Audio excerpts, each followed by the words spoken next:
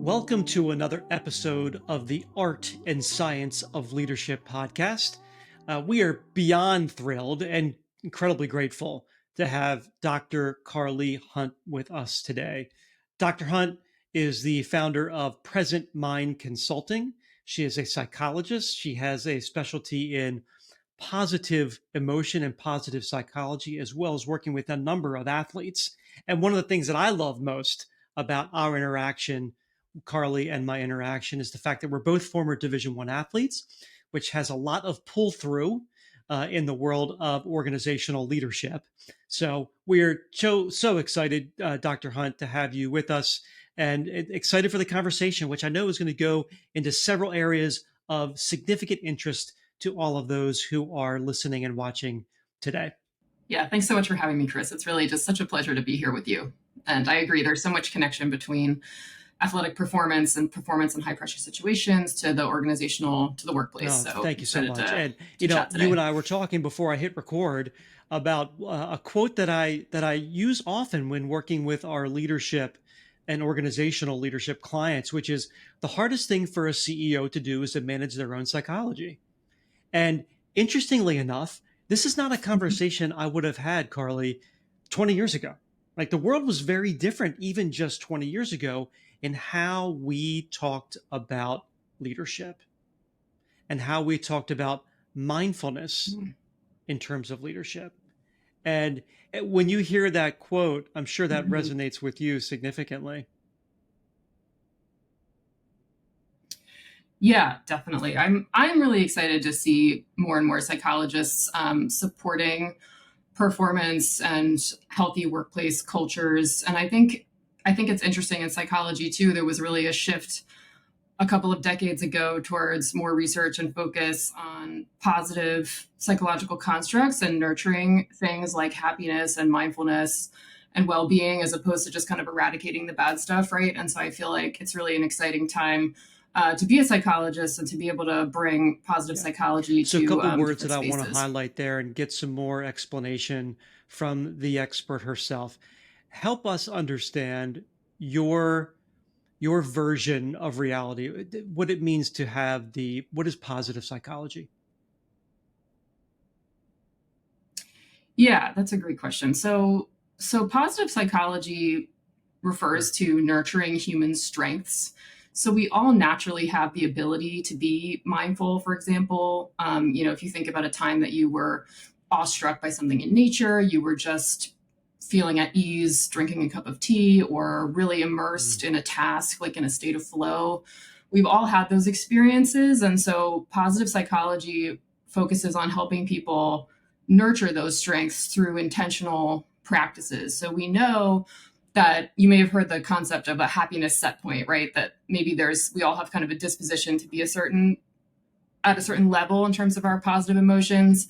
But we actually know that through intentional activities, for example, practicing mindfulness, so meditation is one way to do that, setting an intention to be present for whatever activity one is engaged in, things like gratitude practices, savoring the positive, and we can get into more of what those things look like. But it's really about nurturing these innate strengths that we all have versus focusing on negative emotions or negative thoughts and what to do about those things. And that's a really important area of psychology as well. Don't get me wrong, but I do think positive psychology kind of takes a different view on This is really focuses exciting on.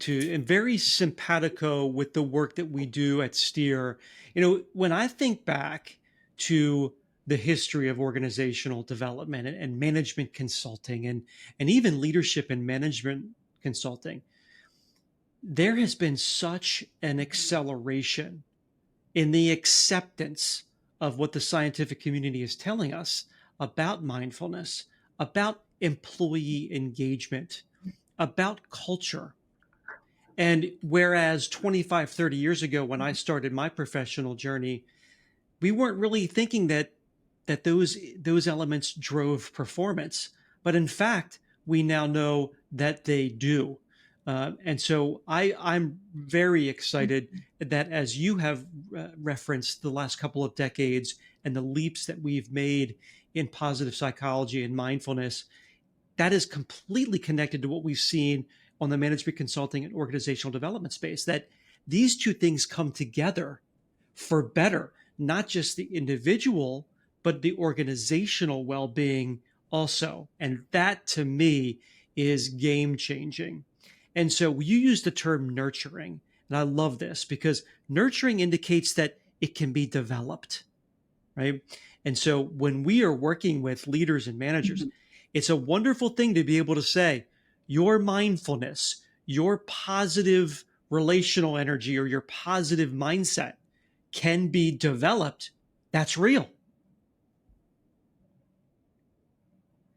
Yes, it's definitely real. And we know, even like you mentioned, the science, we know that the brain is malleable, right? We used to think that once we were adults, our tendencies and our habits were, and our brain was fixed, right? But yes, there's really, really exciting science to back it up. That basically, you may have heard the phrase "neurons that fire together wire together." The more we practice something over and over again, whatever that thing is, the stronger that network becomes, and the easier it is to embody qualities that we value, for example, being present. So definitely we can nurture how we interact with others interpersonally, and then how we relate to ourselves internally.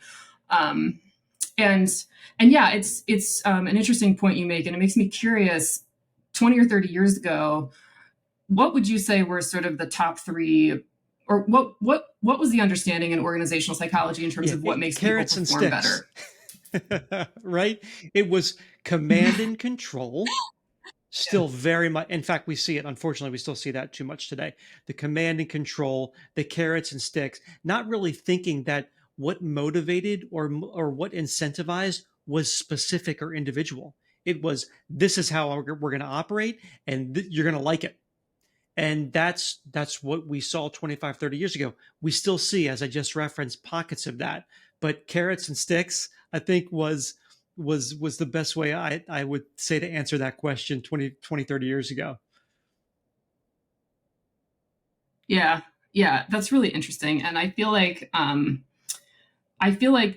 the synergy between science and organizational consulting is really valuable, because I think using the science, we can just see what is effective. It's not about like a moral, how should employees relate to each other, or how should management relate to employees. It's really like, what is really going to help people tap into their creativity and their deepest potential. And we know that positive emotions, for example, feeling appreciated or feeling connected, feeling peaceful, actually drive performance, in the sense that they're motivators. They motivate people to to basically go out and have new experiences, to broaden their mindset. So, for example, the broaden and build theory of positive emotion, which you may have heard, was really a game changer in positive psychology, and that it posited that positive emotions Mm. precede good outcomes like better health or productivity or self-actualization, because they help us see more possibilities. And there's a lot of research to support that when we're feeling a positive emotion, there's just more possibilities available to us to pursue. And through that broadened mindset, we ultimately build resources. So, for example, on a really practical level, if I wake up feeling lighthearted, excited about my day, etc., I'm maybe more likely to joke around with my colleagues, use humor, and that's going to Mm. cultivate those social bonds, grow my network, etc. So it's really all science backed in terms of what really is helping people self That's actualize in the really workplace and in well other spheres stated as and well. really clear, and is very encouraging too. And yet here's what's so interesting. The paradox exists that, notwithstanding what the data reveals and what the science reveals, so many individuals do not avail themselves of these practices, of this nurturing, of this well codified reality of mindfulness and positive psychology. Why do we do that? What is it about the human condition, Carly, that we don't avail ourselves of the things that we know will help us? Yeah, Yeah. that's really a question for the ages that psychologists are still actively investigating. And we have learned that there are factors that promote behavior change in any sphere, including positive psychology, and things that get in the way. So, certainly we know that if other people around us are engaged in a healthy behavior, for example, meditation or expressing appreciation and admiration to others, um, that gives us the Mm. social support we need to do something new. So something like mindfulness is Mm. actually challenging. It's a simple practice. So oftentimes mindfulness, we're taught to notice sensations of the breath as they're moving in and out, noticing sounds and bodily sensations, feeling your feet on the floor, really being present. But sometimes we encounter feelings that are unpleasant or physical sensations that are unpleasant, feelings of tension, and so our immediate reaction is to kind of pull away and avoid that Mm. experience versus kind of being with it. And and so it does take effort to engage in things like mindfulness practice, gratitude practices, and so having that community to support to support that, and having Right. leadership at the top embody those qualities and model those practices. So modeling is huge, right? For behavior change. If we see someone we value doing something, it suddenly becomes easier for us to do it too. It's motivating. And then Mm. structural supports and barriers, so to speak. Is there time and is there space to engage in mental training practices that support well-being and best performance? And so I think that's where cultures and leadership can build that into people's days, or maybe there's a Yeah. space and that just signals that, hey, we value this. We recognize that we care about the well-being of our employees, and we recognize that this is going to lift all boats in Absolutely. terms of people When I cultivating hear you wellness. talk about that and describe that, it's really setting the intention, because I don't want this point to be missed. We're talking about performance. We are, in fact, talking about performance. We are not equivocating on the Yes. outcome or the results or the objectives. It's just in many cases a different approach to get there, right? No one's moving the cheese in Hmm. terms of Yeah. what we are shooting for. And I think that's some of the conflict, or Right. the not maybe not even conflict, maybe just the productive dialogue that I have with leaders, which is we're not trying to move, we're not trying to change the goalpost or move the goalpost back. We are trying to get the same result, but let's try a different approach, because the data, the experience, Hmm. the anecdotes, the stories, the lessons reveal that that can be incredibly effective. We've seen it. We've worked with hundreds upon hundreds of organizations, and where the culture is more of that mindful, engaged, caring, developing approaches, the performance follows. Hmm.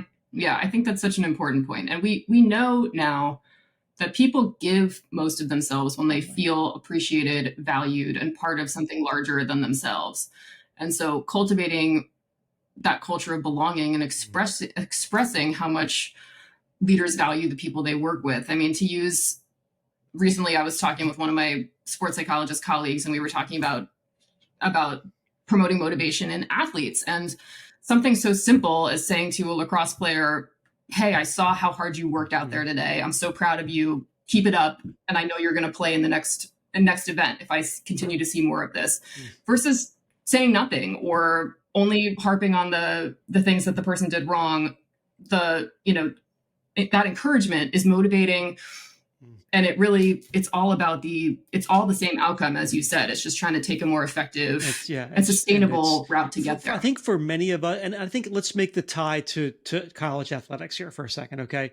So much of the reason I'm in the space that I'm in right now, 30 almost 30 years after graduating from college, is because I played a college sport, right? The dynamic of team, why things worked, Yeah. why they didn't, what did great leadership look like on and off the field.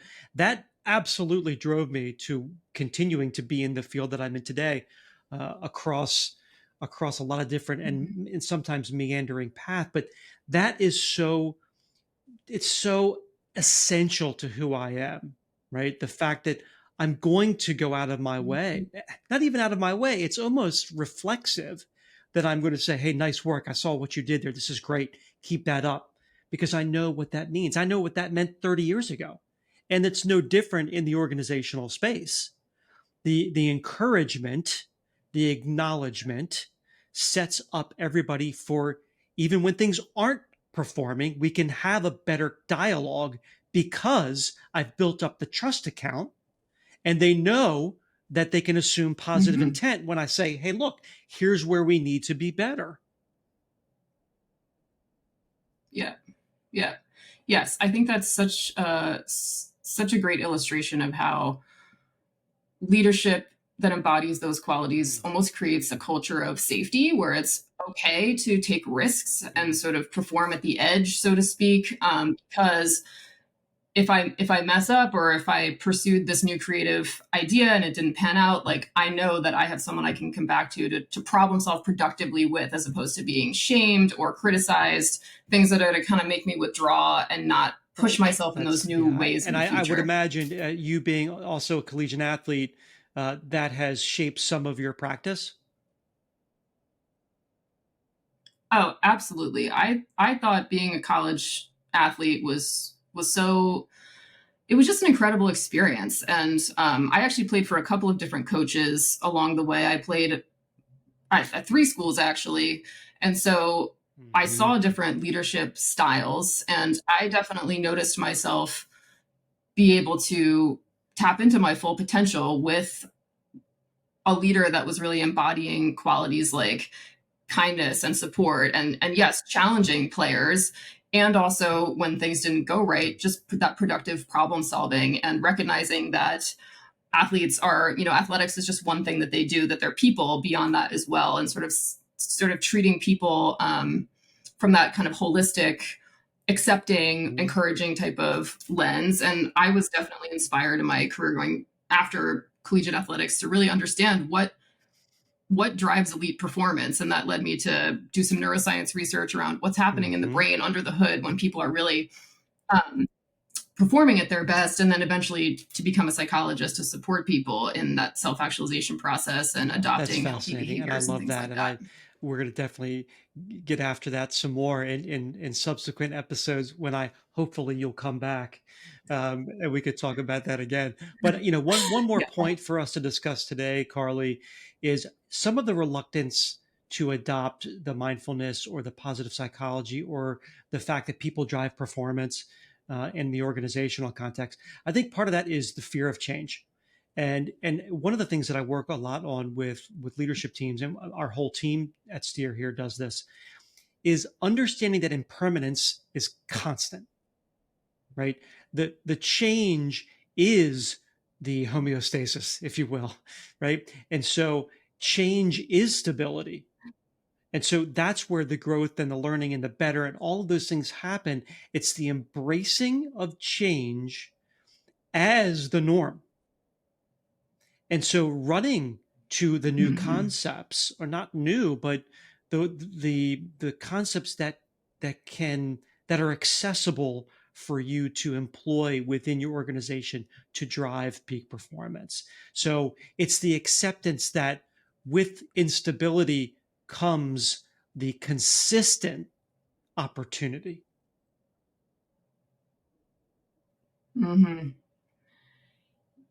Yes, I think that is such an important point. And I think that we all every day need to encourage Mhm. ourselves to lean into Mhm. uncertainty and be comfortable with being uncomfortable, because change feels uncomfortable. But as a former elite athlete, you really greatness really comes from being willing to feel feelings of Mhm.